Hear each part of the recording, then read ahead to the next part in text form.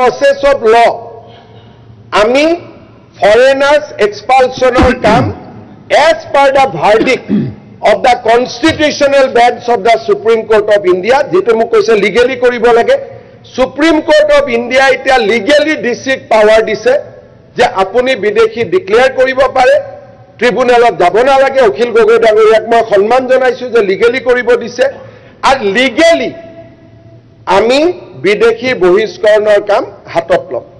But this process is tedious, কাৰণ court কাছাৰী বহুতৰ সন্মুখীন হ'ব লাগিব।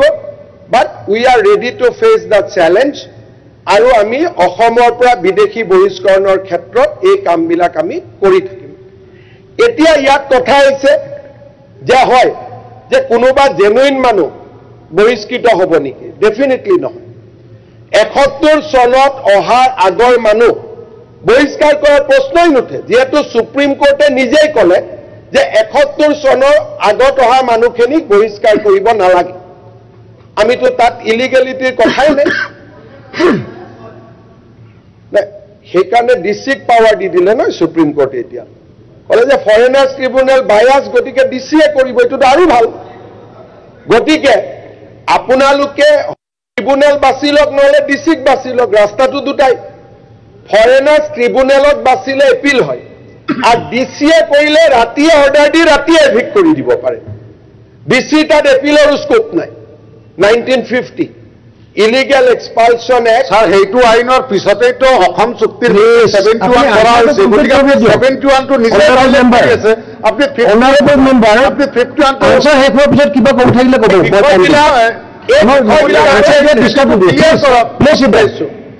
এই বিষয়বিলাক আনিছে কোনে? আপোনালোকে আনিছে কাৰণে মই ক'ব সুযোগ পাইছো। মইতো ৰাতিপুৱা ভূপেন হাজৰিকাৰ ওপৰত কম বুলি আহিছিলো।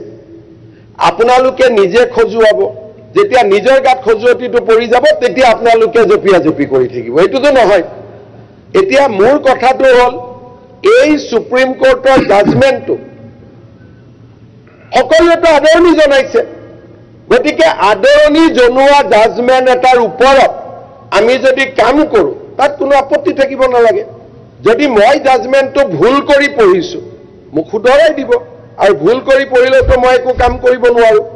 কিন্তু সুপ্ৰিম কোৰ্টে স্পষ্টভাৱে কৈছে যে ইলিগেল এক্সপালছন এক্ট 1950 ইজ ভেলিড, আৰু গভৰ্ণমেণ্টে ইচ্ছা কৰিলে ফৰেনাৰ্ছ ট্ৰিব্যুনেলত নোযোৱাকৈও তেওঁলোকে ইলিগেল যি ফৰেনাৰ্ছ আছে হু কেম বিফৰ, ইয়াতে আছে মই পঢ়ি দিছোঁ, power to order expulsion of certain immigrants.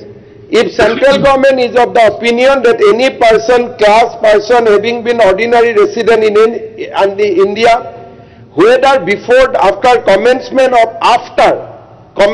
of this act came into Assam, and they stay of such person of class of person in Assam, detrimental to the interests of the general public of India, direct such people or class of person to remove himself, give such further direction, removal from India and Assam.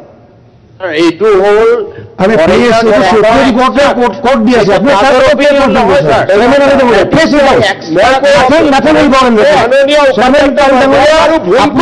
ৰেকৰ্ডত নাযাব।